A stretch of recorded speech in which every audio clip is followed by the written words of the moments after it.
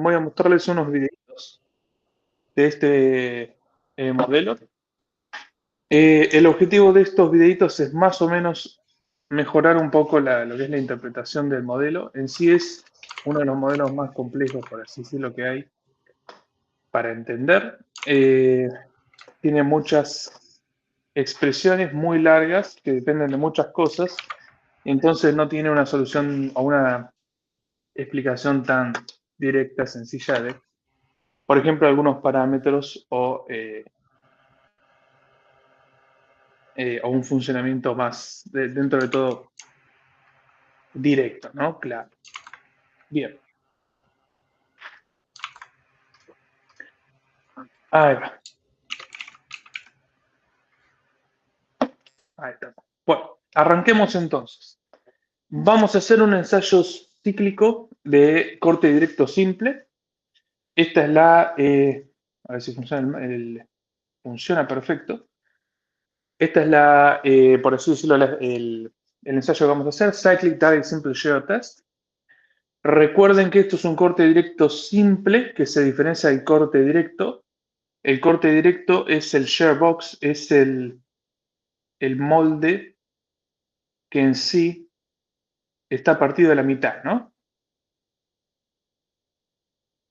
En donde acá colocamos la muestra, aplicamos una tensión normal, un sigma n, y después una tensión de corte, ¿no?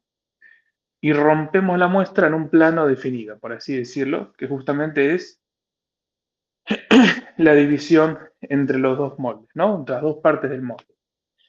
Más que romperlo sobre un plano definido, es imponer un plano de falla. Para evitar esto, para separar la muestra en dos, para mantener en continuidad, se hace el corte directo simple, que es una idea similar, lo único que en vez de tener dos partes, se tienen muchas partes, ¿no? Se ponen anillos, por así decirlo, uno arriba del otro, anillos de acero lubricados, ahí va, sobre una mesa, se pone la muestra, se hace lo mismo, se aplica tensión normal y tensión de corte, y al deformarse la muestra en sí queda en una sola pieza y tiene un campo de deformaciones un poco más amigable, por así decirlo, a la mecánica del continuo, ¿no? En ese ensayo se realiza el corte directo cíclico si es que la tensión de corte depende del tiempo, ¿no? Si la movemos de un lado y del otro, ¿no? Subimos hasta, por ejemplo, no sé, 60 kilopascales en una dirección y después cuando llegamos a ese valor, revertimos, ¿no?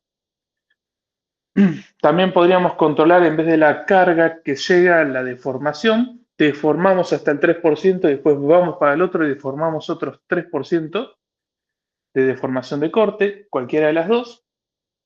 Pero vamos a hacer uno de esos y vamos a simular ese ensayo para empezar a entender un poquitito más este modelo de pie en fuerza, ¿no? Así que lo que les traigo acá son 6 gráficos de este ensayo cíclico, en donde acá tenemos una esquematización de el ensayo que vamos a hacer, con todos los anillos, por así decirlo, de este ensayo de corte directo simple. Van a notar acá la tensión vertical total y la tensión de corte, las dos fuerzas que en teoría son aplicadas de manera externa. Van a ir notando que este es un video, ¿no? Vamos a ir viendo que esto va a ir cambiando. Pero les voy explicando primero más o menos qué son estos 6 gráficos. Después de este esquema obviamente es una simulación del modelo, ¿no? Vamos a ver qué nos da.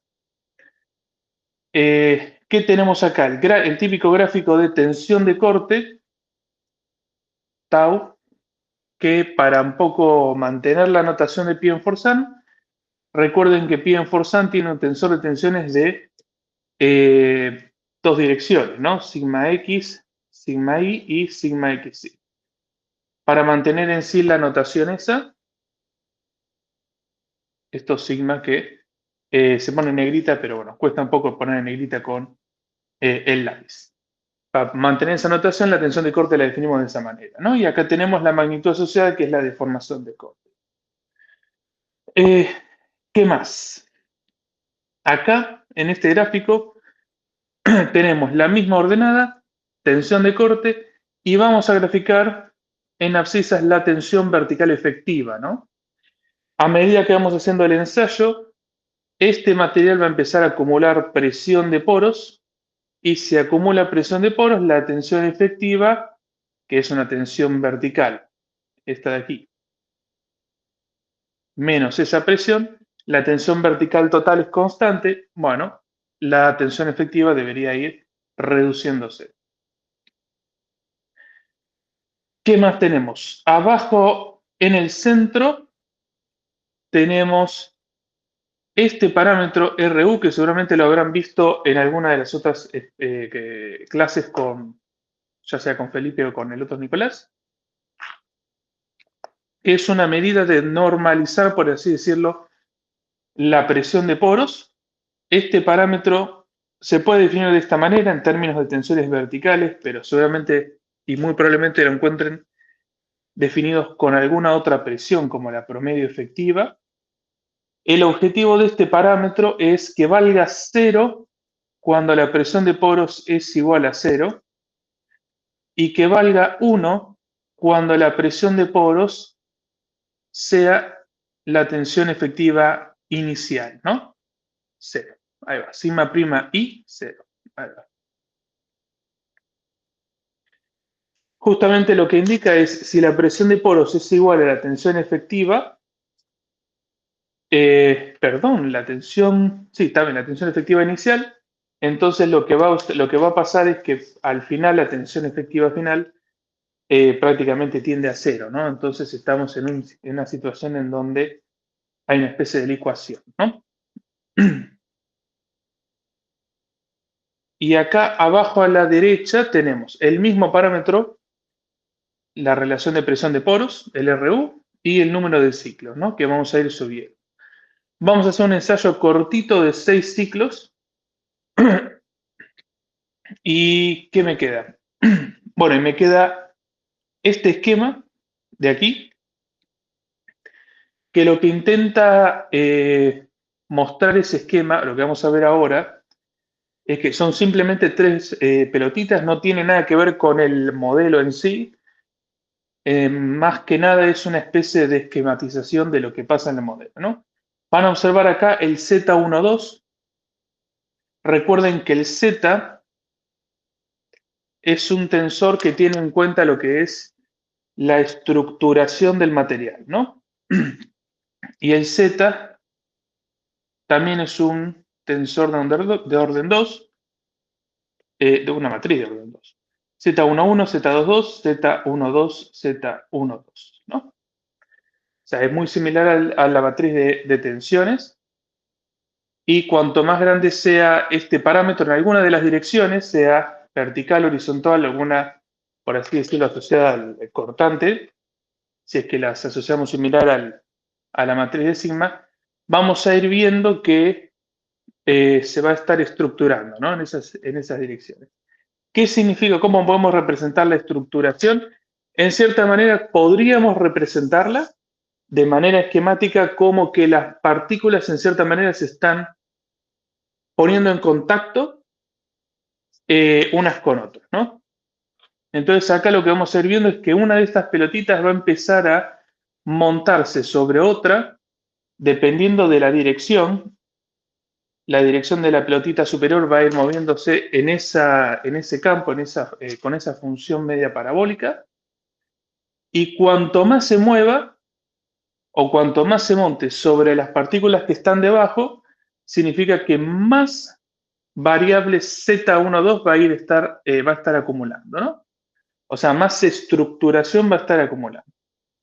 Eso es lo que busca más o menos este esquemita que vamos a ir viendo acá, ¿no? O sea, cómo va a ir moviendo o creciendo, por así decirlo, esa matriz de estructuración, de Fabric, ¿no?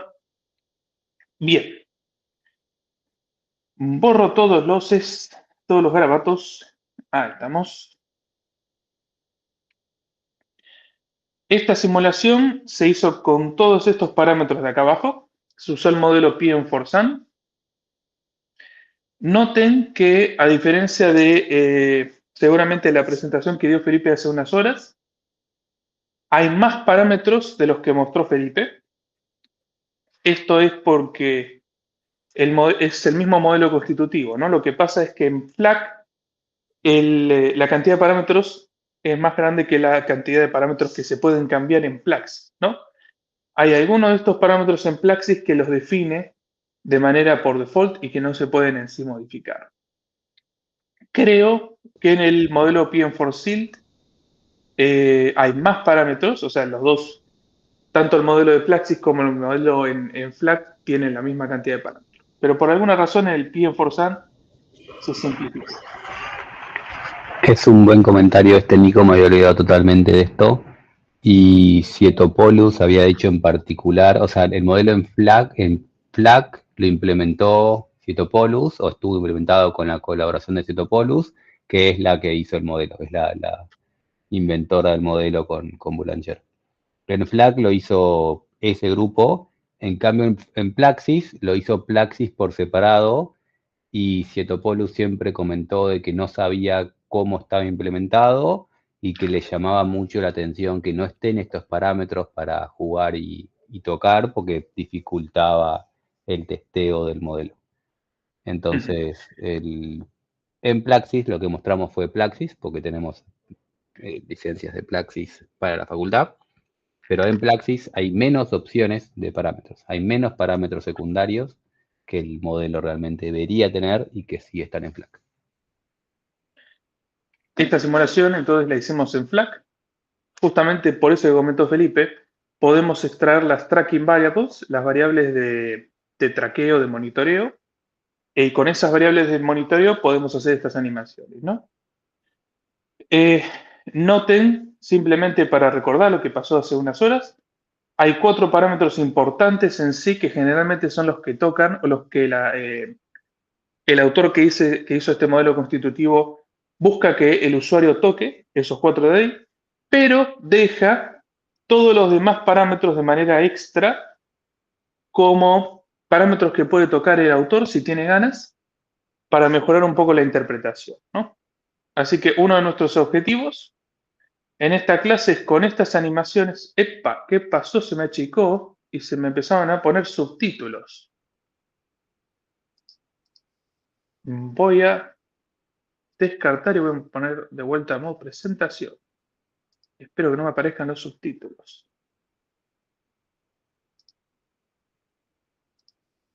Duplicar. Ah, estamos. Entonces, como uno de los objetivos de esta clase, acá vamos un poquitito lento.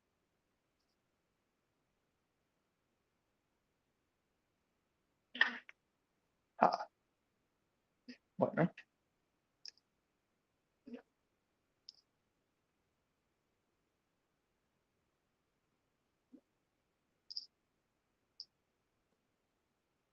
La presentación es pesada porque tiene algunos videos. A ver.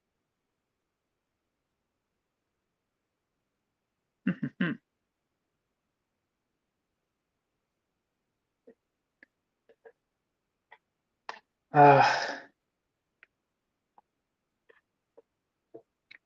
a ver ahí. Ahí está. Bueno. Eh, Microsoft. Bueno. Entonces, uno de los objetivos secundarios es tocar un poquitito estos parámetros, todos los parámetros por default, más o menos ver en dónde inicialmente afectan, por así decirlo, pero en realidad vamos a notar que cambian muchas cosas. Y más o menos salir con una idea de, bueno, qué es, cambiando este parámetro, más o menos qué es lo que puedo llegar a cambiar en una simulación, ¿no?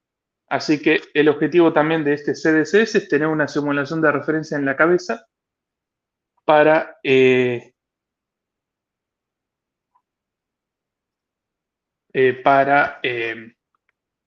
comparar. Voy a cerrar y abrir PowerPoint, que por alguna razón está funcionando de manera no aceptable. A ver.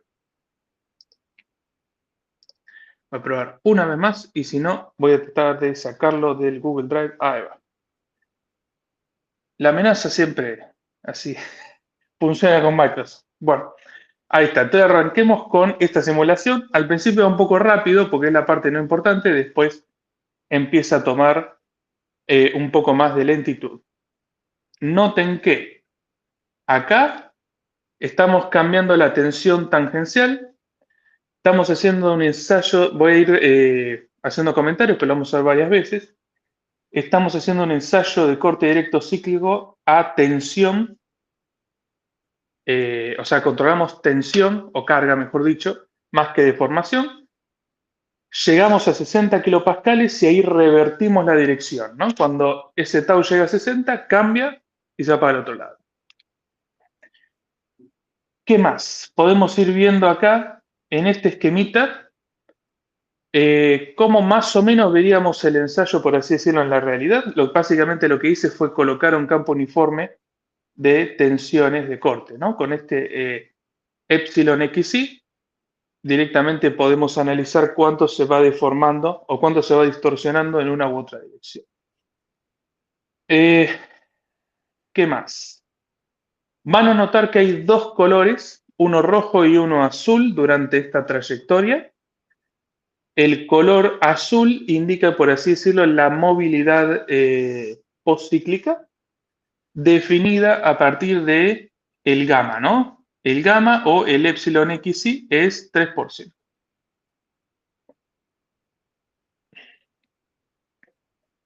Cuando se excede en algún lugar ese 3%, cambia directamente el color, ¿no? Es en esta animación es en sí una especie de, bueno, entramos en lo que es movilidad cíclica. Quizás esa definición, por cómo vemos estos resultados finales, podría ser un poco simple, quizás. Noten este gráfico de acá abajo, por ejemplo, el RU en función de la cantidad de ciclos, el número de ciclos que alcanza esa movilidad cíclica está acá, pero podría haber llegado acá, ¿no? O sea, podríamos haberlo definido de manera un poco más pequeña si es que usamos otro criterio, por ejemplo. O si vemos este gráfico de acá arriba, que es tensión de corte versus tensión efectiva, podríamos haber definido a la movilidad postcíclica acá, ¿no? Cuando toca, por así decirlo, este efecto mariposa. La primera vez que lo toca, ¿no? Vamos por ahora a mantener con la definición clásica de 3%. Ahí está. Y vamos a poner de vuelta el modelito, que hay varias cosas para comentar. Noten que al principio tenemos gran rigidez y esa rigidez después, a medida que va empezando a acumular presión de poros, va, por así decirlo, reduciéndose, ¿no? Va reduciéndose y después subiendo, obviamente, en función de muchas cosas. ¿Qué más? Estos son los 4 típicos gráficos que una persona debería ver o más o menos ve en un ensayo cíclico al momento de calibrar. ¿Qué más? 2 comentarios, uno de Plaxis y uno de este. Voy a volver a correr este modelo, este videíto, y miremos el gráfico de la estructuración, ¿no? A ver. Noten que al principio, estoy viendo en este, las partículas no se montan y solamente vean la partícula de arriba, ¿no? Cuando empezamos a entrar en la movilidad cíclica, ahí la partícula empieza a montarse en un lado, en esa dirección, se contrae, o mejor dicho, hay como una especie de tendencia a contraer y se va para el otro lado y después hay una tendencia a dilatar, ¿no? O sea, se monta en la otra partícula, del otro lado. Cuando cambiamos la dirección, pasa lo mismo, ¿no? O sea, hay una tendencia a contraer o a centrarse, a bajar, a volver a llenar el vacío y después se va para el otro lado. Obviamente este ensayo fue realizado de manera no drenada, ¿no? Al realizarse de manera no drenada, no tiene que haber un cambio de volumen. lo que hay está, lo que aparece en realidad es ese juego de deformaciones plásticas, deformaciones elásticas, que vimos en otros modelos que tienen, que vimos en otros modelos, ¿no? Creo que lo vimos en el Cripes-Lewanés, y no sé si había uno intermedio, en donde la deformación volumétrica es cero por condición externa, porque es no drenado, pero lo que pasa es que la deformación plástica es igual a menos la deformación elástica. Y con ese juego, lo que se hace es, por así decirlo, modificar la presión de poros. Noten, miremos de vuelta y notemos el valor del Z12, que es el parámetro que me indica qué tan estructurado está el material. Noten que al principio ese parámetro es cero, así que podríamos decir que está sin estructuración, sea lo que sea eso. Cuando cargamos a una dirección, sube en magnitud pero negativo, y cuando cambiamos de dirección empieza a bajar, se vuelve positivo, se vuelve incluso más grande, hasta un valor, como que tiene un valor máximo, ¿no? Y después cuando cambiamos de dirección, bueno, ahí, ahí se reduce y va para el otro lado. O sea, en cierta forma ahí está teniendo en cuenta, por así decirlo, ese efecto de dirección de la carga, ¿no? Bien. Eh, Lindo videito para arrancar. Este es un videito de referencia para tener en la cabeza. Ahí va, empecemos a jugar un poquitito más en detalle. Y empecemos con la relación tensión-deformación. Esta es una de las diapositivas que seguramente vieron la clase pasada, en donde muestra la relación entre los incrementos de tensión con los módulos de rigidez y los incrementos de deformación elástico. Lo que quiero que nos enfoquemos es en esta expresión, en la expresión de la rigidez, que tiene tres términos, ¿no? Que es este, que es una rigidez parecida a la del HS small, ¿no? Una rigidez a la expresión de Jambu, que es una expresión que depende de las presiones, ¿no? En una power law, ¿no? En una ley con potencia. Después tenemos un término que depende en sí del SR. El SR es el stress ratio, o sea, la relación de tensiones. Básicamente, este término va a cambiar cuando tengamos rotación en las tensiones principales. Y después este de acá es un término que va a cambiar cuando tengamos Z, que Z es, por así decirlo, la estructuración, ¿no? Para que tengamos así, para tener en cuenta en la cabeza. Este ZC en realidad es el Z acumulado. Vieron en el grafiquito, en el video anterior, que el Z12 empieza a subir en una dirección y cuando cambiamos la dirección de carga, baja y vuelve a subir en magnitud, pero en sentido contrario, ¿no? Para tener en cuenta, por así decirlo, toda la estructuración que fue atravesando la muestra desde el inicio de la corrida, lo que se hace es definir esta variable ZCUM, ¿no? Que en cierta manera es como un módulo de Z12, una sumatoria, digamos, así que voy a poner incrementales. A medida que va subiendo el Z12, va guardando la magnitud en el ZCUM, ¿no? Y entonces, si por ejemplo tenemos en X número de ciclos y en Y Z12, el Z12 lo deberíamos ver así. No hay estructuración y después deberíamos ver una cosa de este estilo. Sube y baja, porque estamos poniendo distintas direcciones de carga. Este es el Z12. Y el ZCUM lo que tenemos que ver es la suma del módulo, ¿no? Ahí, bueno, ahí no está en escala, pero más o menos así, ¿no? O sea, va subiendo, por así decirlo, el valor de la magnitud. Bien, analicemos entonces esta expresión en el siguiente video, me quedé con el esquemita del ensayo, el esquemita de la estructuración y el gráfico de tensión de corte, de formación de corte, y cambié los otros tres.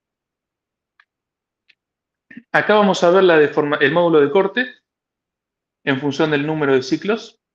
Deberíamos ir viendo que este módulo de corte empieza a descender, ¿no? Porque justamente vamos a ir viendo en un ensayo cíclico que los bucles que se forman en tensión de corte, de formación de corte, empiezan a ser cada vez más grandes, ¿no? Así que deberíamos ver que ese módulo de corte empieza a reducirse. Y abajo les muestro dos variables que son las que entran, por así decirlo, en la definición del módulo de corte. Uno es este parámetro ZCUM, que va a estar sumando, por así decirlo, los incrementos de Z12 en módulo. Y otro es el CSR, este término de acá, que engloba la expresión o el término medio que estaba en la filmina anterior, ¿no? Este de aquí. Simplemente respeté, por así decirlo, la notación del manual de PM4SAM y la colocamos aquí abajo. Justamente ese parámetro es el que tiene en cuenta el stress ratio, la relación de tensiones, y cuando empezamos a rotar las tensiones debería empezar a cambiar. Así que borro los garabatos y veamos a ver qué pasa. Mismo modelo con los mismos parámetros, que son los que están abajo. Ahí va. Miremos el módulo de corte. Más o menos se mantiene en ese rango, en 125, y comienza a descender de manera muy lenta hasta que, por así decirlo, no entra en movilidad cíclica según la definición tradicional, pero como que entra, por así decirlo, al bucle de la mariposa, ¿no? Y cuando entra ahí, borro los garabatos, reduce drásticamente el módulo de rigidez y después entra en este régimen en donde baja, sube, tiene un pico en donde sube, vuelve a bajar, tiene un pico en donde sube, vuelve a bajar. Justamente eso es este buque de acá, ¿no? Cuando cambiamos la dirección, hay un parámetro que nos va a estar, por así decirlo, subiendo la rigidez, que justamente es el stress ratio. Bien. Miremos el ZCUM, el gráfico de abajo a la izquierda, este de acá. Este ZCUM es proporcional al Z12 en módulo, y noten que sube, se mantiene constante, pero siempre es positivo y siempre tiende a subir, ¿no? Si en el mismo gráfico graficamos el Z12, esto es así, ¿no? Una cosa de ese estilo. Este Z12. Ahí va. Por lo que a medida que empieza a pasar el ensayo, por así decirlo, este parámetro va a ir subiendo, este parámetro va a ir subiendo. O sea, el módulo de rigidez debería empezar a bajar. ¿Por qué? Porque CGD es un parámetro que es en sí mayor a 1, por así decirlo. Ese parámetro CGD es 2. Lo podemos ir modificando. Vamos a ir viendo qué pasa cuando cambiamos ese parámetro que nos tiene en cuenta, por así decirlo, la degradación del módulo de corte con respecto a esta estructuración, digamos, acumulada, ¿no? Que aparece. Vamos de vuelta y miremos el CSR, este de acá. Noten que por alguna razón, ahí está, empieza a tomar efecto importante cuando entramos en el bucle de la mariposa, y noten que tiene dos valores máximos, un valor unitario y un valor de 0.5, ¿no? Justamente el valor unitario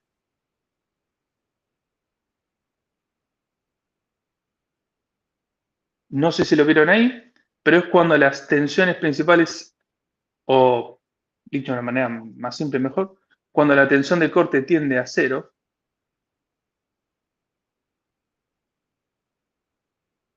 ahí, paro ahí, el CSR tiende a 1, el tau es básicamente 0.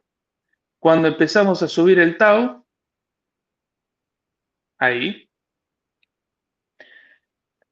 el CSR tiende a su valor mínimo, que es más o menos 0,5, y por más de que después sigamos subiendo el tau, bueno, ya directamente se mantiene en ese valor mínimo. Ese parámetro CSR se calcula de esta manera. Esto y esto son cosas constantes que ni siquiera en FLAC se pueden tocar, son parámetros que están internos. Si no mal recuerdo, el MCR creo que valía 0,5, ya no recuerdo honestamente, el CSR tampoco, pero están en el manual del PM4Sun. Bueno, simplemente para tener eso en cuenta, ¿no? El cociente de aquí abajo es un cociente que va a ir cambiando a medida que vamos realizando el ensayo. El M, por así decirlo, es una especie de eta, por así decirlo, de relación entre dos tensiones principales, y el MB, por así decirlo, es proporcional, digamos, a el phi máximo que puede obtener el material en su, o mejor digo, ya podemos dar términos más técnicos, ¿no? Es directamente la pendiente o el ensanchamiento de la bonding surface, ¿no? Justamente el subíndice B es de bond. Y este MB va a cambiar durante el ensayo, vamos a ir viendo, pero dentro de todo es más constante que el M, ¿no? El M depende en sí de la tensión del estado tensional.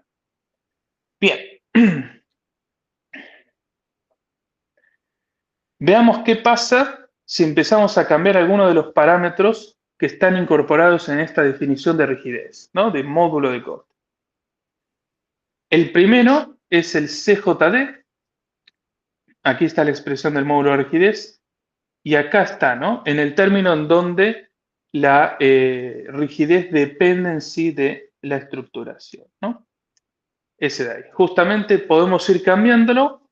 Acá les muestro 3 corridas con 3 valores de CGD distintos. Típicamente y por default es 2, pero en algunas calibraciones he llegado a poner 0,5. He llegado a bajar, por así decirlo, la influencia de la estructuración en la rigidez y me ha dado esto de aquí, o sea, incrementos, por así decirlo, de los bucles de deformaciones plásticas menores.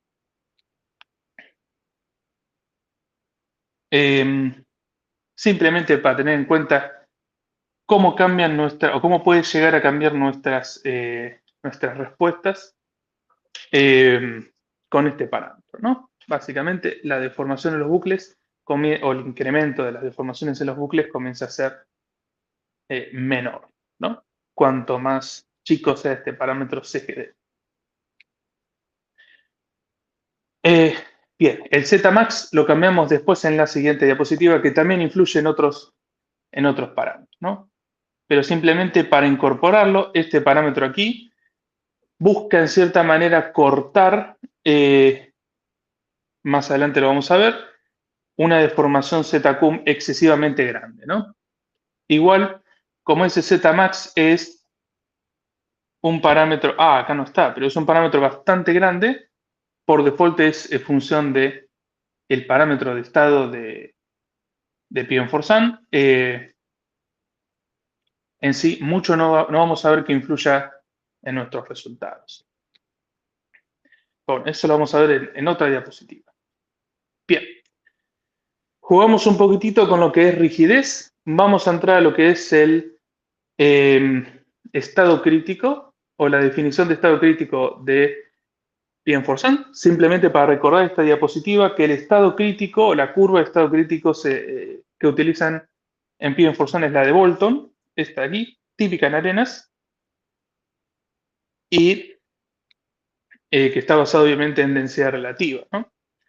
También tienen que definir, por así decirlo, una variable de estado que dependa, que sea parecida al parámetro de estado de Jeffreys, pero que esté en el plano de densidad relativa, ¿no? Entonces definen en sí este chi R, ¿no? Que es la misma definición que Jeffreys, pero en vez de relaciones de vacíos, densidades relativas. Para tener en cuenta, veamos qué pasa con esto. Acá lo que les voy a mostrar son 3 ensayos CDSS, los mismos, o sea, en realidad uno de los 3 es el mismo. Este de aquí es el que venimos usando como referencia, que tiene una densidad relativa de 40 y pico. Lo que vamos a ir haciendo es cambiar la densidad relativa, la cambiamos a más o menos 70 y más o menos 20. Justamente forzamos a que una de las 3 tensiones esté por encima, perdón, uno de los 3 ensayos esté por encima de la curva. Esta curva de aquí es Bolton. Upa, ahí va.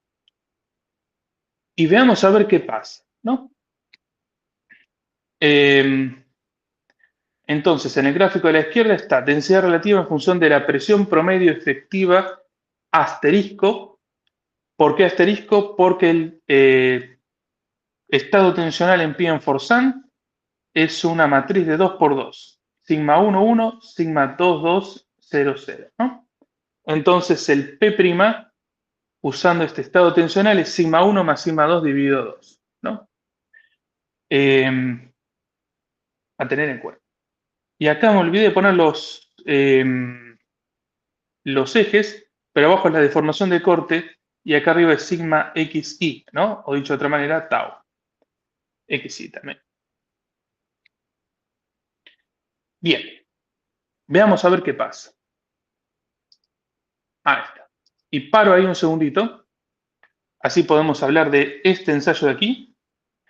Noten que directamente, prácticamente, en uno o quizás 2 ciclos, ya, por así decirlo, toca la curva de estado crítico. Y voy a representar acá, o más o menos seguir con el puntero este, la trayectoria, ¿no? Más o menos es algo de ese estilo, ¿no? Alcanzamos un pico, bajamos, volvemos a alcanzar el pico, ablanda en cierta manera y alcanza un valor residual, ¿no? En sí el modelo P-Forsan se podría llegar a usar para lo que es representar trayectorias de corte no drenadas estáticas, ¿no? En cierta manera.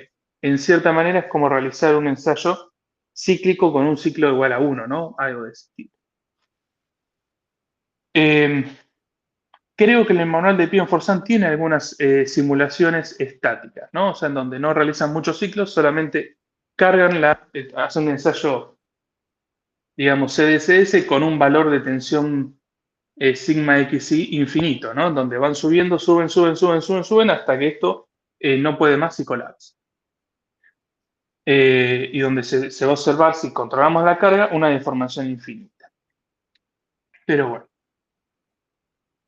en fin, pongo de vuelta el videito y enfoquémonos ahora de manera global en los 3 ensayos. Lo pongo hasta el final. Noten que el amarillo toca la curva, se queda ahí, se deforma infinitamente en corte. El azul sube, baja, sube, baja, sube, baja. Parece que está en una especie de trance en el bucle de mariposa. Ahí va. Ahí podemos ver que está jugando en el bucle de la mariposa, ¿no? Sube, baja. Y noten que el rojo tiene una tendencia a bajar mucho menos, todavía no llegó al bucle de la mariposa, pero va a llegar en algún momento en función de la cantidad de ciclos. Como le indiqué, pocos ciclos acá, no llegamos, pero si aumentamos la cantidad de ciclos y por cómo está definida la curva, o más que definida, cómo es el resultado de este modelo, la curva CSR en función del número de ciclos, y seguramente esto se los comentó Felipe, no tiene ninguna asíntota acá, ¿no? Entonces, podemos hacer un ensayo cíclico con un n, número de ciclos tendiendo a infinito, que n medio raro, n, y en algún momento vamos a hacer que este puntito, por más denso que esté, llegue al bucle de mariposa, ¿no? Ahí va. Entonces, bueno, simplemente para tener de referencia, más o menos, cómo se ve en este plano las trayectorias. ¿Qué podemos modificar? ¿Qué parámetros podemos cambiar acá que afecten en este plano principalmente los parámetros de la ecuación de Bolton, que es los parámetros de esta función, el Q y el R? Típicamente es 10 y 1,5, pero en relaves estos parámetros cambian, ¿no? En suelos naturales típicamente es 10 y 1,5. Cuando hay relaves se puede llegar a cambiar, ¿no? El R tiende a subir, el Q depende del proyecto, puede subir, puede bajar.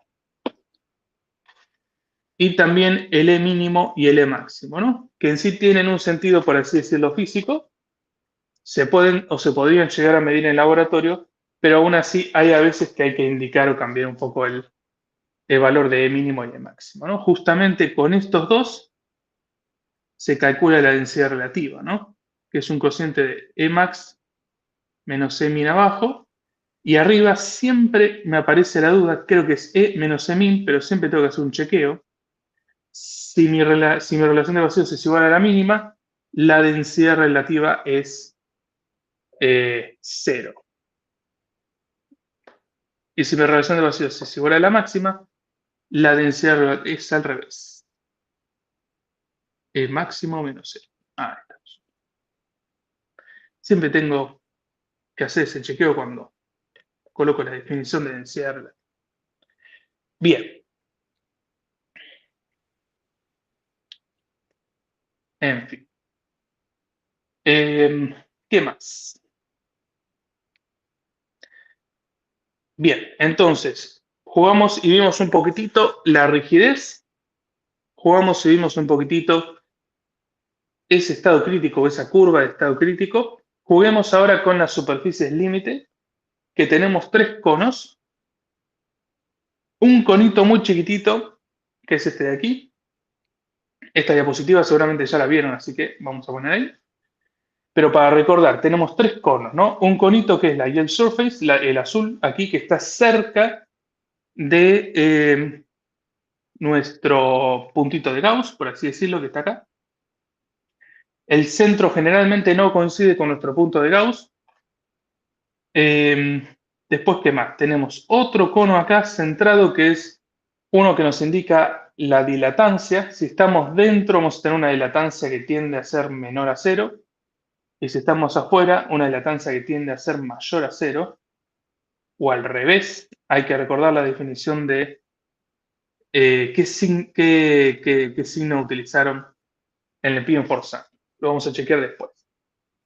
Para tener en cuenta, la dilatancia adentro tiene un signo, la dilatancia afuera tiene otro signo. Siempre me confundo con eso. Y después el bonding surface, que es, por así decirlo, la superficie máxima o la que engloba los estados tensionales, ¿no? Esto es una especie de superficie de Moore-Coulomb en el modelo de Moore-Coulomb que nos gobernaba, por así decirlo, todos los estados tensionales que podíamos tener. O estábamos adentro o tocábamos, pero nunca podíamos estar afuera. La superficie de dilatancia es una parecida a la del modelo Kripes-Klewanés, ¿no? ¿Se acuerdan? La que tenía en cuenta la estructuración del material, que nos decía que cuanto más cerca o más lejos estemos de esa dilatancia, vamos a tener un determinado efecto, ¿no? Que puede ser mayor o menor en función de la distancia de esa superficie. Y la yield surface, bueno, es una superficie, también la de Moore-Coulomb, o estamos adentro o tocamos, esa superficie va a ir acompañando, por así decirlo, el puntito de Gauss que va a ir moviéndose. Pero honestamente, el comportamiento que está acá adentro es un comportamiento que mucho no va a influir en nuestras simulaciones, por así decirlo, porque prácticamente en la mayoría de la simulación vamos a estar tocando esa superficie, ¿no? Porque es muy pequeño. Ahora lo vamos a ver bien. Bueno, estos gráficos, seguramente ya les comentó Felipe y Nico, están en este plano, al ser Drucker-Prager, se pueden, por así decirlos, normalizar por la presión y dibujar directamente círculos con, bueno, la tensión de corte y la tensión, por así decirlo, vertical, ¿no? A ver, vayamos entonces a alguna de estas animaciones. Mismo ensayo que el inicial, Saqué los dos esquemitas, pero acá tenemos arriba a la izquierda, mismo gráfico, ¿no? Tensión tangencial, deformación de corte. Arriba a la derecha, acá cambia un poco la cosa. Les coloqué aquí la presión promedio efectiva o la invariante tensional para la matriz de tensiones que tenemos, que es de 2 por 2, sigma 1 más sigma 2 sobre 2, ¿no? Ahí está. Y acá tenemos la tensión desviadora, que permítanme poner aquí Q igual sigma 1 menos sigma 2, simplemente porque no tenemos una tercera tensión, ¿no? Justamente en el gráfico arriba a la izquierda vamos a ir viendo que la simulación va a ser algo así, ¿no? Cosa que es un poco, para esta definición, es un poco que no puede ser. ¿Por qué? Porque generalmente nosotros decimos que sigma 1 es mayor a sigma 2 y entonces si esto sube, baja, debería volver a subir acá, ¿no? Porque siempre Q tiene que ser positivo. Si es que imponemos la condición que sigma 1 sea mayor siempre a sigma 2. Así que simplemente para hacer un poco más entendible esto, quité esa condición, ¿no? Quité la condición de que sigma 1 tiene que necesariamente ser mayor que sigma 2, puede ser menor. Y entonces, en vez de ver cosas así, lo que vamos a ver es cosas así, ¿no? Vamos a ver valores de tensión desviadora negativos, para que sea más consistente con el ensayo que venimos viendo y para, en cierta manera, eh, observar cuando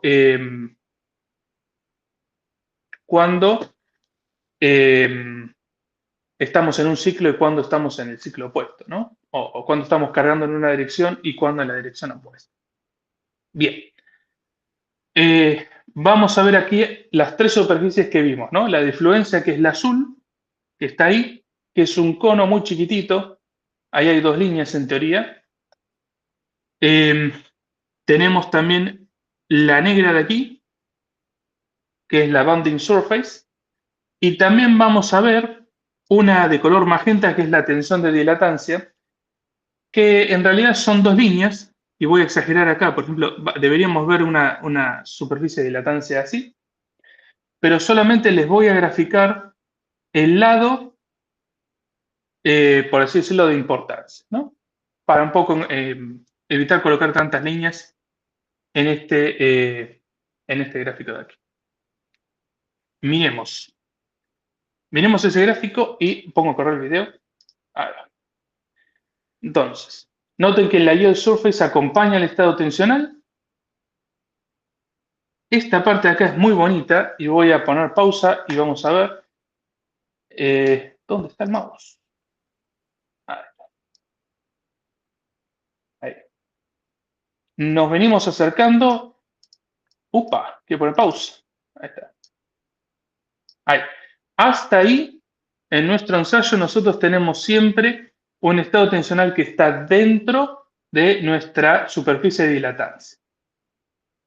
Cuando tocamos esa superficie, ¡ping!, ahí la tocamos, noten cómo va hacia acá abajo, cómo hay una tendencia a dilatar que no la podemos ver recuerden que dilatancia engloba deformaciones volumétricas plásticas. Si es drenado, deberíamos ver que como que empieza a aumentar el volumen, pero como es no drenado, lo que vemos es que cambia la presión de poros. Ahí va. Y empieza a reducirse en cierta manera la presión de poros. Hasta que cambiamos el sentido.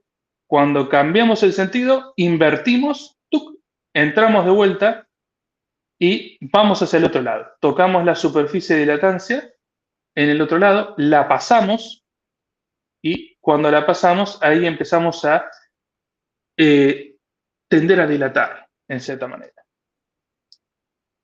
Ahí está. Me olvidé comentarles qué es lo que pasa acá abajo, en estos dos gráficos de aquí. Simplemente es la representación que tiene Caterina de Boulanger en su manual, que es la representación normalizada de las superficies. Acá, ahí, estamos viendo la superficie de la Eagle Surface, la azul, ¿no? Es básicamente un puntito, pero, borro esto aquí, ahí va. En el gráfico de abajo a la derecha, les estoy haciendo un zoom aquí de manera relativa, ¿no? O sea, ese zoom siempre va a estar centrado en el centro de la superficie de fluencia, de la superficie azul. Y vamos a ir viendo que nuestro estado tensional está acá y mayormente está tocando siempre el borde de esa superficie, porque es muy chiquita. Este diámetro en sí está gobernado por este M mínimo, minúsculo de aquí, que es 0,01.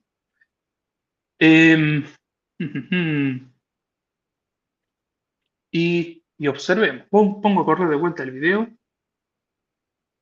Analicemos ahí las superficies en estos planos de aquí.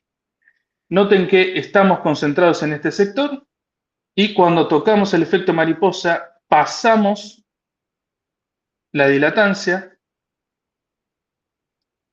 por esto, invertimos el sentido, vamos de vuelta, pasamos dilatancia, tocamos la bonding y después nos vamos para el otro lado y sucede lo mismo, ¿no? Van a notar, y voy a poner a correr de vuelta esto, que noten que el diámetro de la bonding surface y de la dilatancia se mueven, ¿no? Palpitan en cierta manera, como que están, suben, bajan, suben, bajan. Eso es porque justamente el diámetro de esas superficies es proporcional al chi r, ¿no? A ese parámetro de estado. O más que proporcional, hay una relación, no es proporcional lineal. Si ponemos densidad relativa acá, en función de P', esto es Bolton, y recuerden, ¿se acuerdan del ensayo donde analizábamos este gráfico, ¿no? Nuestra trayectoria hace esto, ahí, y se queda en este rango. Cambiamos levemente el P' y cuando cambiamos levemente el P', cambiamos levemente el chi r, ¿no? Y si cambiamos levemente el chi r, cambiamos, por así decirlo, las pendientes en cierta manera, o el ensanchamiento de estos conos, por así decirlo, de superficie. ¿Dónde vemos el MB y el MD? En este gráfico de aquí, de arriba a la derecha, es la pendiente de las rectas de aquí, ¿no? Esa pendiente va a ir moviéndose con el parámetro chi r. Bien. Pongo una última vez a correr eso mientras me tomo un mate. A ver.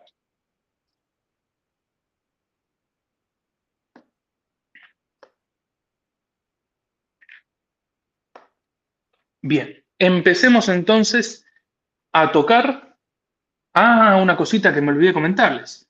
Noten aquí, en las trayectorias, mejor dicho, en el gráfico tau de formación de corte, que acá les coloreo en color magenta cuando sobrepasamos, por así decirlo, esa superficie de dilatancia, ¿no? O sea, cuando los efectos de dilatancia empiezan a ser distintos. Bueno, ahí más o menos podemos ver que cuando empieza a tener este crecimiento, algo tiene que ver esa superficie, ¿no? Pero ahora vemos eso. Bien. Los parámetros entonces que influyen en la superficie son principalmente el NB y el ND, ¿no? O sea, que nos gobiernan en cierta manera cómo van palpitando a medida que cambiamos el parámetro de estado de nuestro ensayo en cierta manera. No tienen una influencia significativa en la mayoría de los gráficos que indicamos, salvo en este quizás. Este es el ND, el que, o sea, por así decirlo, la tasa con la que palpita la superficie de dilatancia.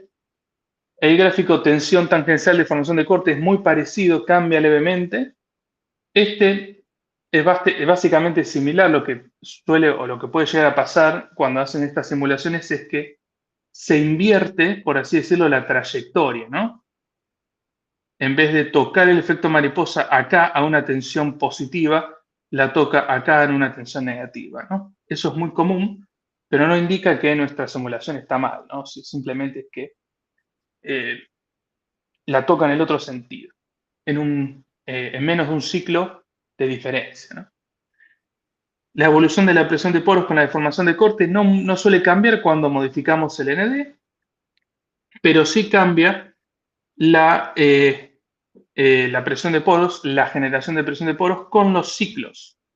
Y esto es importante. Acá tenemos un ND de 0,05 en el rojo y en el color dorado tenemos un ND de 0,3. Si la presión de poros empieza a subir con el número de ciclos,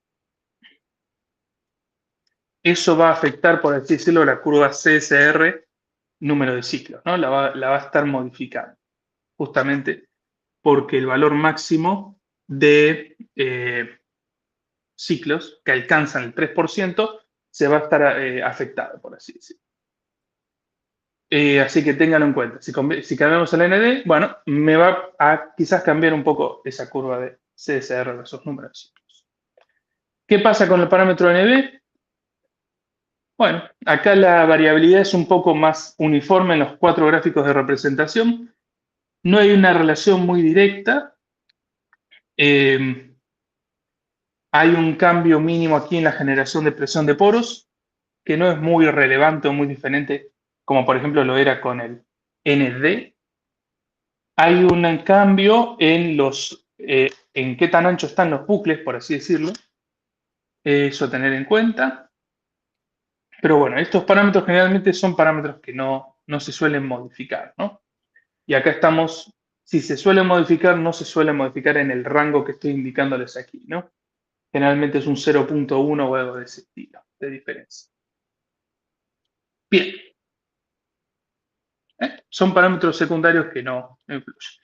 Lo que me olvidé aquí comentarles o realizar para mostrarles es qué pasa si cambiamos el M, el ancho de esa mini superficie de fluencia. Ese es un parámetro que nunca lo llegué a cambiar en una calibración, pero justamente es muy chiquita esa superficie. No sé si vamos a ver un cambio al cambiarlo, ¿eh?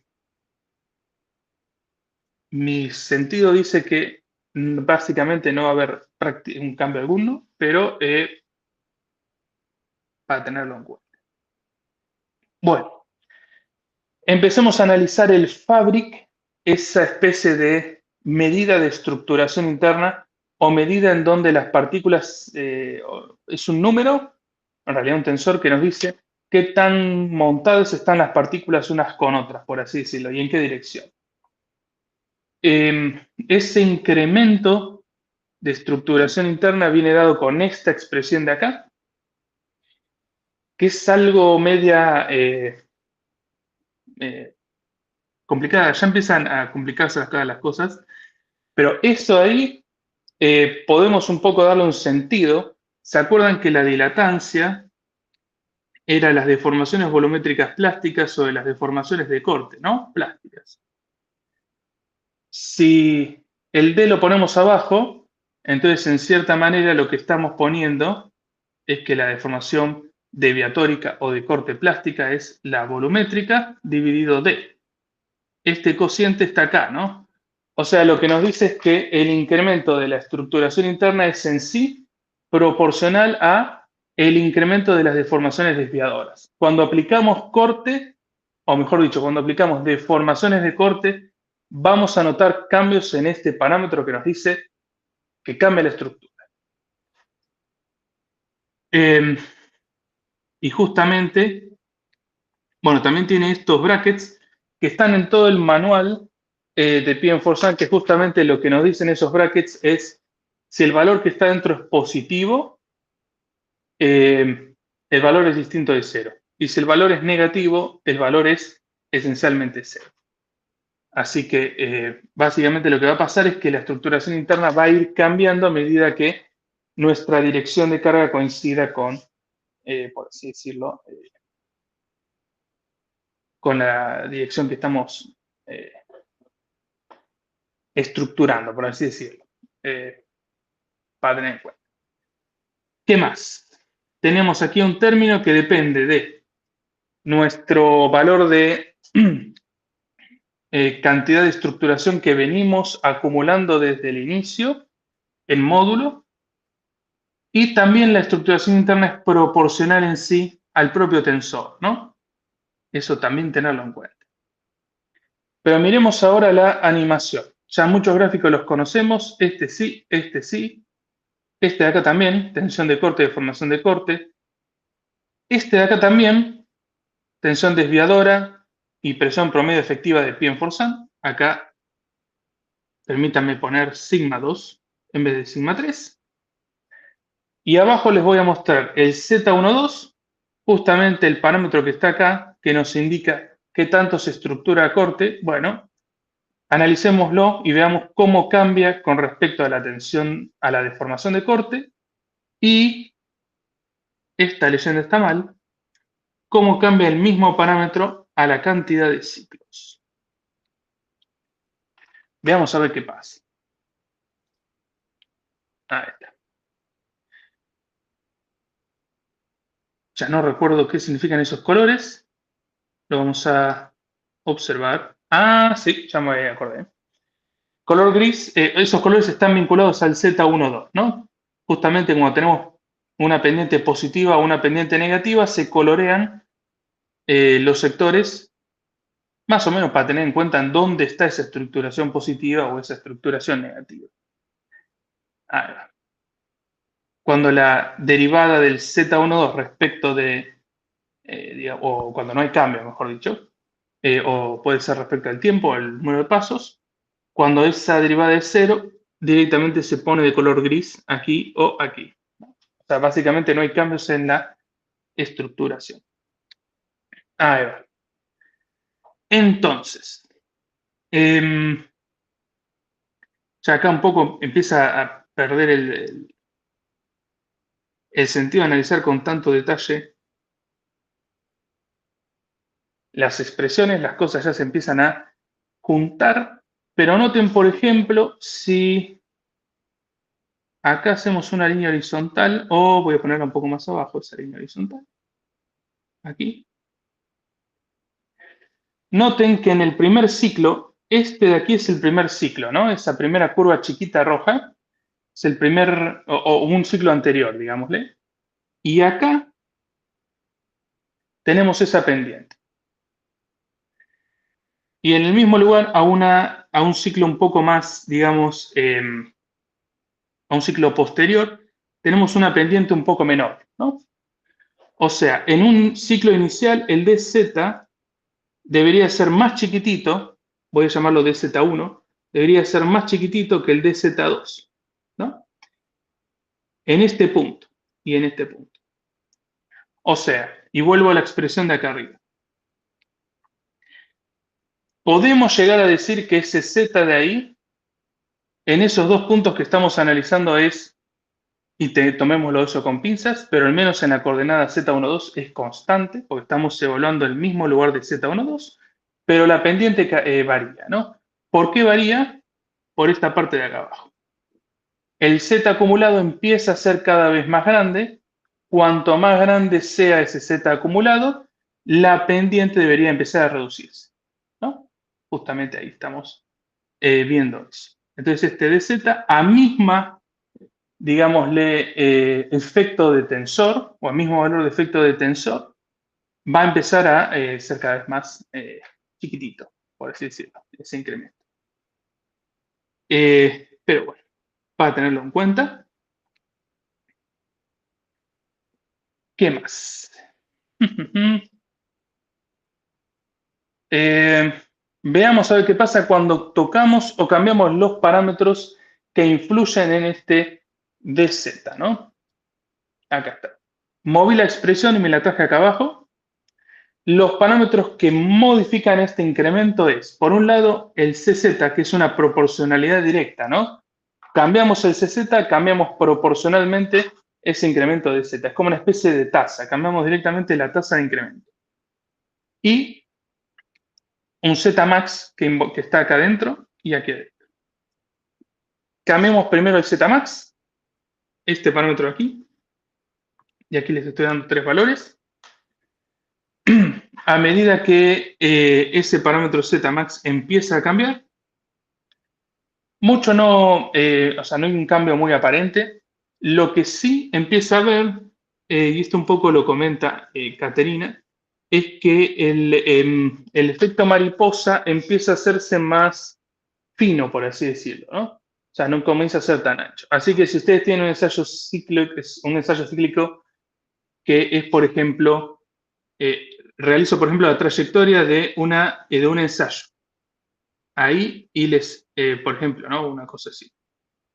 Bueno, les da unas cosas muy anchas aquí. Justamente si quieren pegarle más a esas trayectorias, a hacer más ancho el bucle de mariposa, tienen que cambiar el Zmax. Porque justamente es donde influye en sí este parámetro.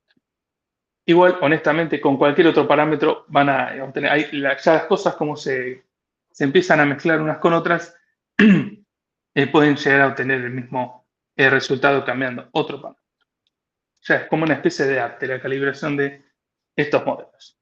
El CZ, que es, por así decirlo, qué tanto va cambiando la tasa de esa estructuración, si lo modificamos, justamente va a ir modificando bueno, la magnitud de la estructuración que después influye en otros lugares, ¿no? Como por ejemplo, ya observamos un poquitito que afecta en el módulo de corte, también afecta en la dilatancia y también va a afectar el módulo plástico.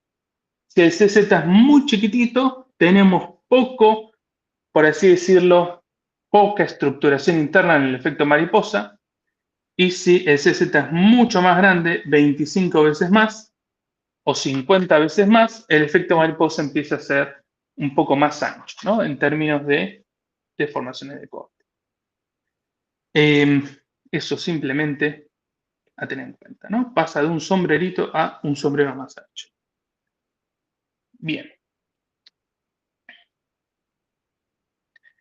¿Qué más?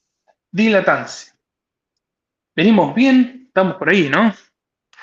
O me quedé hablando.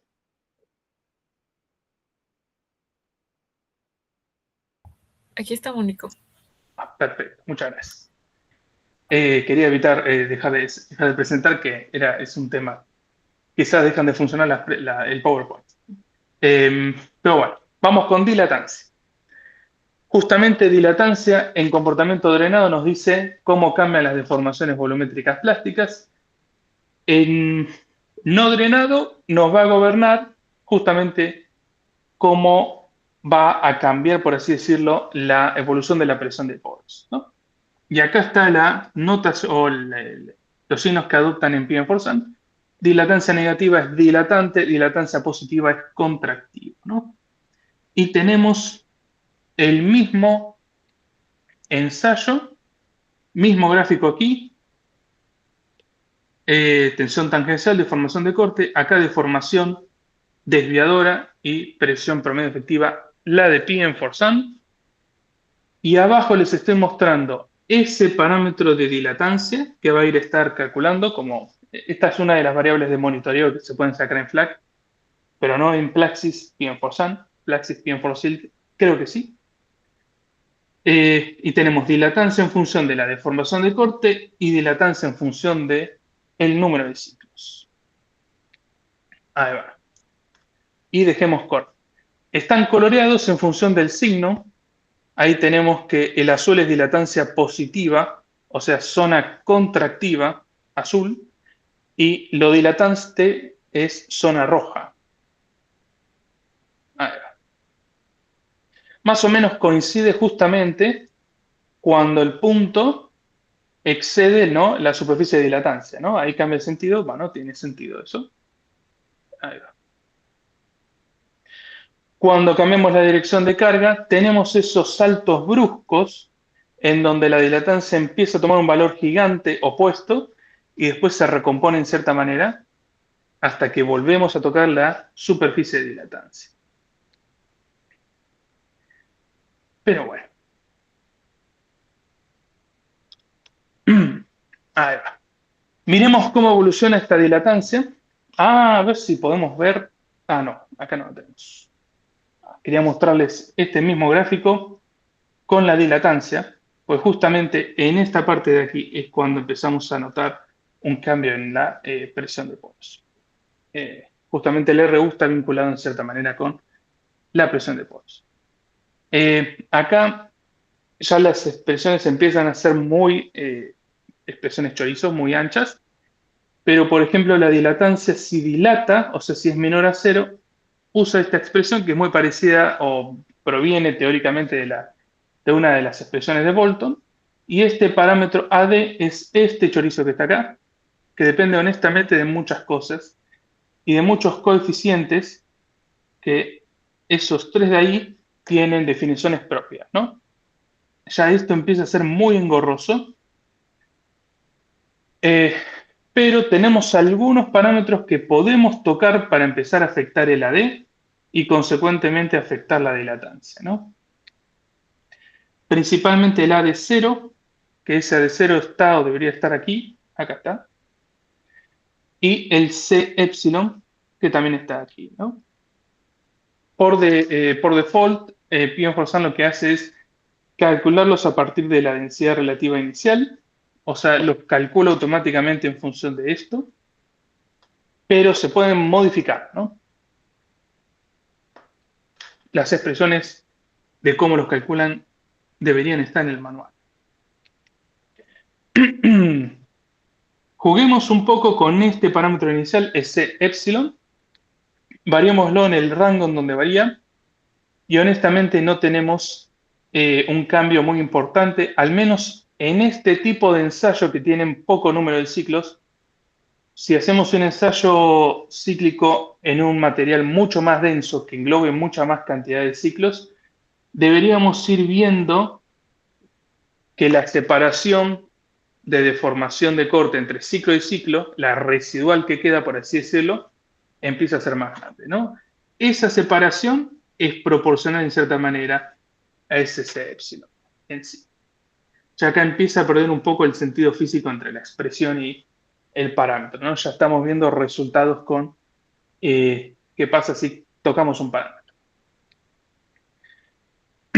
Bueno, el valor A de 0 justamente es, por así decirlo, el AD es proporcional al A de 0, o sea que D es proporcional al parámetro A de 0, ¿no? Justamente estamos cambiando la tasa de dilatancia en la zona de dilatancia, en la zona donde D es menor a 0.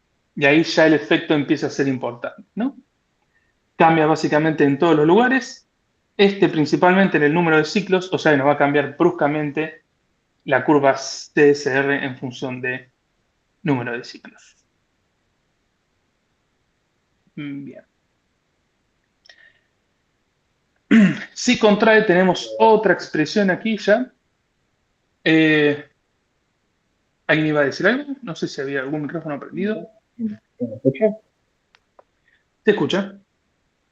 Pero detalle, el parámetro AD0 lo termina calculando en función el parámetro de estado, o sea, varía, AD0 termina dependiendo inversamente de HP0, entonces es como que si modificas esos parámetros, también lo termina modificando todo lo demás.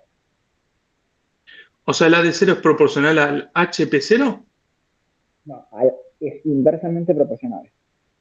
Ok, Porque si vos aumentás HP0, te reduce un valor que lo calcula como HP. HP es inversamente proporcional a HP0 y AD0 lo hace proporcional a HP. ok. ¿Eso en P-Enforcement? ¿En En, Plaxis? en Flaxis, sí. Eso sí, Ok. Flaxis.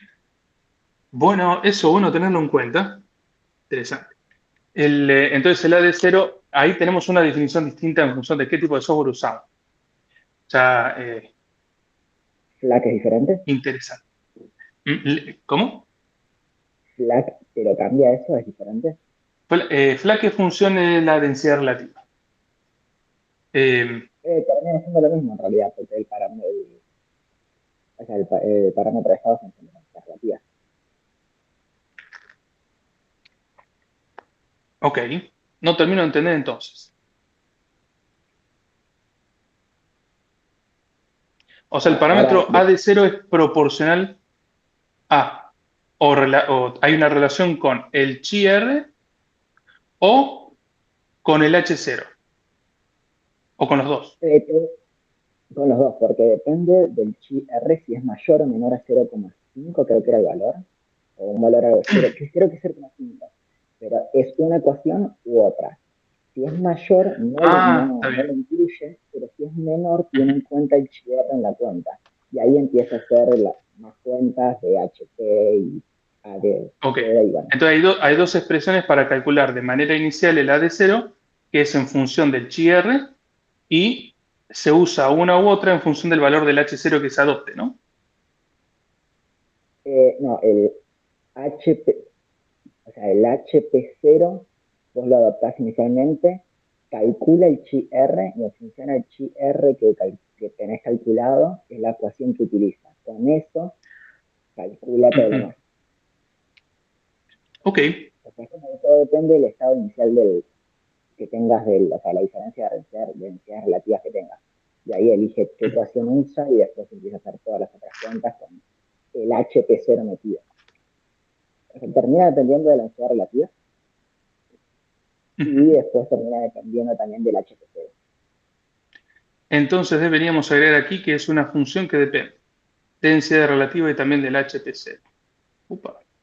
Ahora busco las ecuaciones y te las mando para mostrarte mejor Ok. lo que intenté explicarte. Pero bueno, ya para tener en cuenta que estos default que hay aquí, algunas funciones ya directamente esconden, por así decirlo, bastantes if metidos, bastantes condicionales y bastantes funciones, ¿no? Bueno, en fin. Pero simplemente para ver el efecto de ese valor A de 0 en nuestras simulaciones, vamos a notar un cambio brusco importante en todos los cuatro planos típicos que estamos mostrando, ¿no? Bien. ¿Qué pasa con el HP0? Este HP0, voy para atrás un segundito. Hasta acá analizamos cuando la dilatancia dilataba, que ya me olvidé el signo, vuelvo dos para atrás, ahí está. Voy a agregar acá. Cuando la dilatancia es menor a cero, usa esa expresión.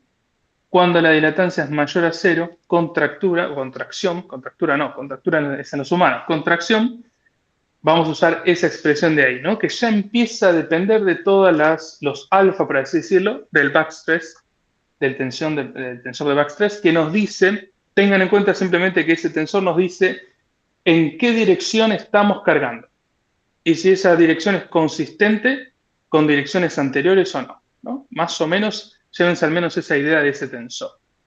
Entonces, la contracción va a depender de esa dirección con respecto a las anteriores. Y ahí concentrémonos en la dilatancia cuando contrae, cuando la dilatancia es mayor a cero. Acá está. Esta es la expresión, pero no entremos tanto en detalle. Simplemente observemos que D es función ahora de otro parámetro AD, ADC de contracción, y ese parámetro ADC es este de aquí.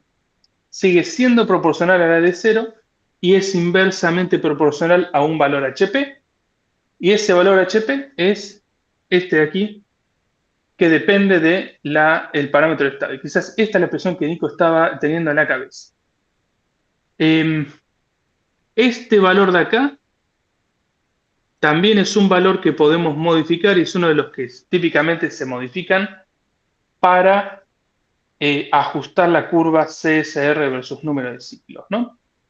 Justamente porque lo que podemos ver aquí es que el número de ciclos en donde alcanza un valor de relación de presión de poros alta o sea, cambia bruscamente con ese parámetro, ¿no? Y los demás, los demás tres gráficos son dentro de todo, constantes, sin cambio importante.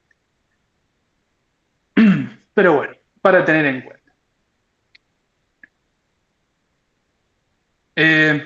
¿Qué más? Bueno, las funciones de endurecimiento. Esta es una de las diapositivas que vieron anteriormente, que está, bueno, ese tensor alfa, que depende de, básicamente nos dice esa dirección en donde cargamos y si es consistente o no con las anteriores. Y lo que quiero centrarme sí es en el módulo plástico, que es lo que nos dice en cierta manera cómo son las deformaciones plásticas, o es una especie de, bueno, rigidez en cierta manera de deformaciones plásticas, ¿no? Analicemos ese módulo plástico que es este de aquí. Justamente si el Kp es muy alto, tenemos pocas deformaciones plásticas, y si el Kp es muy bajo, tenemos muchas deformaciones plásticas, ¿no? Entonces, hagamos esta animación. Este gráfico lo conocemos, este gráfico lo conocemos, este de aquí también, este de aquí también, y lo que cambia son los dos de abajo. Abajo a la derecha tenemos el módulo plástico en función del número de ciclos. Miremos a ver qué pasa con ese módulo plástico. Ya acá noten que está en escala logarítmica. Y acá les estoy mostrando una de los parámetros que están dentro de esta expresión chorizo del módulo plástico, que es el parámetro seca alfa, ¿no? Que es un parámetro de monitoreo de este modelo. Bien, miremos entonces qué es lo que sucede con el módulo plástico. Enfoquémonos abajo a la derecha. Ahí va. Lo que les estoy mostrando en azul y en rojo son justamente cuando la pendiente es positiva y cuando la pendiente es negativa, ¿no? O cuando, mejor dicho, el Kp sube o baja, por así decirlo. Rojo es que el Kp tiende a reducir, ¿no? Hay una pendiente negativa con el paso de cálculo o con el tiempo de análisis. Y noten que hasta acá, que es cuando toca más o menos el efecto mariposa, el valor de Kp tiende a ser un valor dentro de todo constante, en escala logarítmica, dentro de todo constante, pero después, cuando pasa eso, cuando toca el efecto mariposa, ahí puede alcanzar valores pico del mismo orden de magnitud, pero desciende bruscamente, ¿no? O sea, cuando tocamos el efecto mariposa, las deformaciones volumétricas y las deformaciones desviadoras plásticas suben un montón, ¿no? Y suben principalmente en este sector de aquí. Cuando tocamos la superficie de dilatancia, el Kp tiende a subir.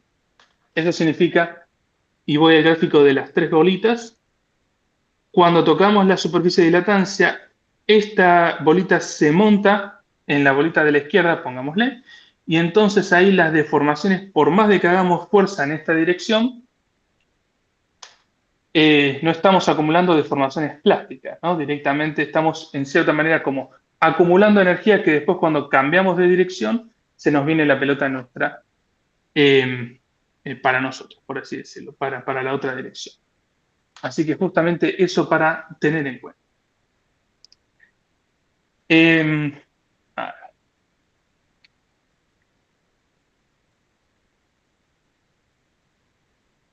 Excelente. Bueno.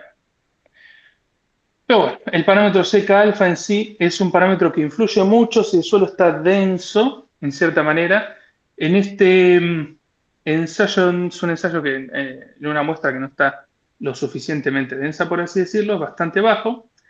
Noten que se activa en sí cuando el módulo plástico empieza a descender, ¿no? Pero en sí no hay una influencia muy importante aquí. Parámetro H0, este de acá. Si vamos a la expresión de módulo plástico, que es esta, el Kp es proporcional al H0 y también proporcional al módulo de corte, ¿no? Este H0 en cierta manera nos dice, por así decirlo, es una especie de, digámosle, ¿se acuerdan digamos, en la curva de HS small, G sobre G0, G secante sobre G0, y esto es gamma, y tenemos la curva en tipo S, ¿no? Y acá le definíamos un valor de 0,722 a un valor de gamma de referencia, ¿no? Y solíamos cambiar este valor en HS Small. Bueno, justamente este H0 es una especie de, digamos, de puntito que regula si esta curva de degradación se mueve hacia la izquierda o hacia la derecha, ¿no? O sea, lo que nos va a gobernar en cierta manera es que vamos a tener una rigidez al corte inicial muy baja o una rigidez al corte inicial más alta, cambiando ese parámetro, ¿no? Que después va a ir subiendo, ¿no? Mejor dicho, bajando, va a ir reduciendo la rigidez hasta un valor bastante similar. No sé si se puede llegar a notar acá, pero si el parámetro H0 es alto, 0,7, voy a intentar hacer unas curvas, unas rectas acá, que indique directamente los valores de gamma máximo en los primeros ciclos del color dorado, ese de ahí. Este es H igual a 0,7 H0. Y si el H0 es 0,3, noten que es un poquitito más grande, ¿no? Como que hay una degradación más importante de ese módulo de rigidez, ¿no? Con el paso de los ciclos. Eso ya es hilar fino, por así decirlo, pero si quieren, por ejemplo, el H0 pueden tocarlo en el caso de que, por ejemplo, quieran pegarle a un valor de G0 inicial, que viene, por ejemplo, de ensayos geofísicos. Bueno, tienen un valor de G0 y también quieren pegarle a sus ensayos cíclicos, ¿no? Al mismo tiempo. Lo que suele pasar es que en algunos ensayos, por ejemplo, o le pegan a uno o le pegan a otro, le podrían llegar a pegar a los dos modificando el valor de H0, ¿no? Bajándolo, por ejemplo, porque así nos va a indicar un valor de G0 mucho más alto en el primer ciclo de carga, digámosle. En fin, simplemente eso para tener en cuenta. ¿Qué más? El valor CK alfa, este sí, en sí no lo vamos a ver aquí, pero ya directamente tiene un efecto más importante, que es este de aquí y este de aquí, principalmente en los suelos densos, ¿no? Cuando tenemos suelos densos tenemos muchos más ciclos de carga, entonces ese efecto, esa transición empieza a ser un poco más continua, digámosle, ¿no? Vamos a ir viendo que se van a empezar a separar los ciclos entre un ensayo y otro, si es que cambiamos el CKA.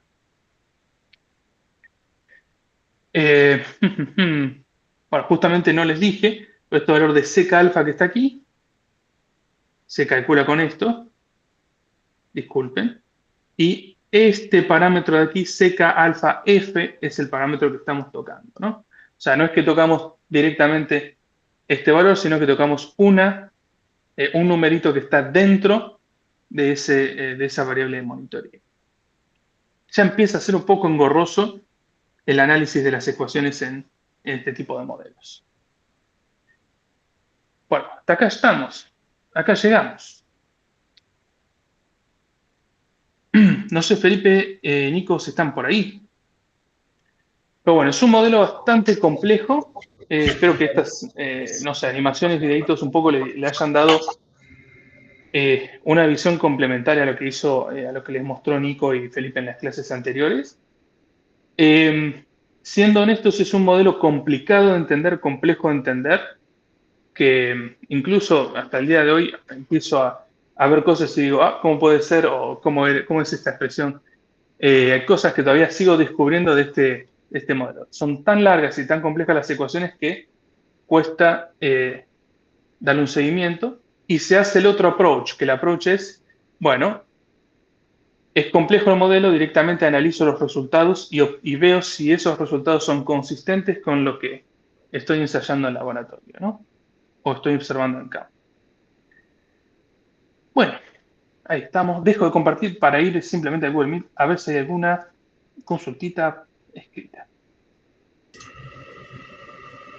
Como comentario adicional, si en el momento se ponen a estudiar alguno de estos modelos de forma más detallada, lo que está bueno es que todos estos modelos basados en teoría de estado crítico para modelos cíclicos, PM4Sun, PM4Silt, el P2P y el Sunny Sand, todos se basan en la dilatancia de Dasfalias-Mansari, entonces van a ver que tienen en común un montón de cosas. O sea, este A de cero y cómo toma la dilatancia es común en todos los modelos. Entonces es bastante complicado de entender si nunca lo vieron antes y lleva tiempo ir entendiéndolo, pero una vez que entienden un modelo, pasar a los otros, van a ver que comparte la base en general. No son los mismos modelos, no dan los mismos resultados, pero la base de cómo hace la dilatancia y la contracción, que es la base de cómo genera presión de poro, se comparte.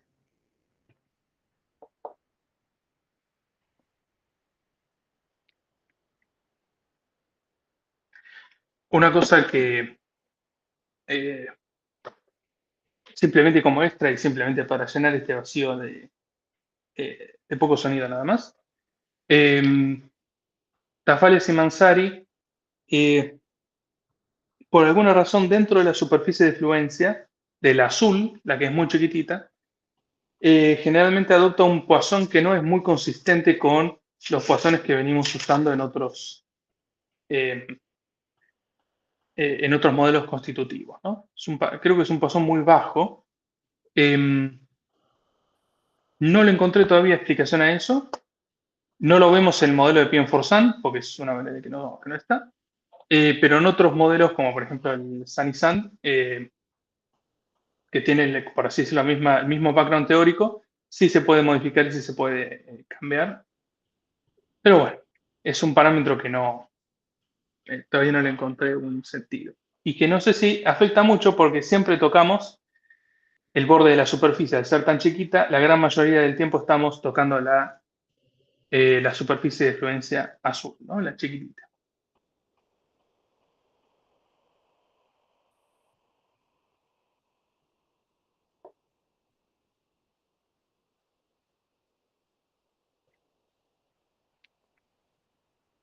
¿Consultas?